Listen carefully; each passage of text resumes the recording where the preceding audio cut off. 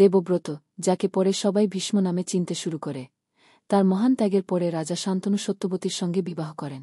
তাদের 2 পুত্র জন্মায়, চিত্রাঙ্গদ ও বিচিত্রবীর্য। চিত্রাঙ্গদ বড় হয়ে অহংকারী ও যুদ্ধকুশলী এক রাজপুত্রে পরিণত হয়। একদিন সে বনে বিচরণ করতে করতে এমন এক গন্ধর্বের মুখোমুখি হয় যার নামও ছিল চিত্রাঙ্গদ। নামকে কেন্দ্র করে তীব্র বিতর্ক থেকে যুদ্ধ বেঁধে যায়। শেষে গন্ধর্ব চিত্রাঙ্গদ রাজপুত্র চিত্রাঙ্গদকে হত্যা করে। ফলে কুরু বংশে একজনই উত্তরাধিকারী রিল, বিচিত্রবীর্য। বিচিত্রবীর্যের বিবাহে কোনো আগ্রহ ছিল না, আর ভীষ্ম ইতোমধ্যেই আজীবন ব্রহ্মচর্যের প্রতিজ্ঞা গ্রহণ করেছেন। তাই প্রশ্ন উঠল, কুরু বংশের ধারাবাহিকতাকে রক্ষা করবে?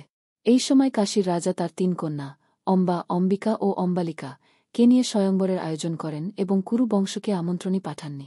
খবরটি পেয়ে ভীষ্ম অপমান বোধ করেন।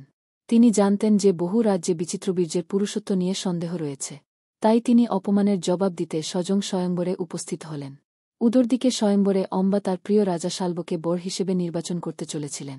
হাতে বরমালা নিয়ে তিনি শাল্বের দিকে এগিয়ে যাচ্ছিলেন। ঠিক তখনই পরবর্তী অংশ পড়ে জানানো হবে। যদি আমাদের এমন গল্পগুলো আপনাদের ভালো লাগে এবং এই ধরনের আরও ভিডিও দেখতে চান, তবে আমাদের ফেসবুক এবং ইনস্টাগ্রাম অবশ্যই ফলো করুন।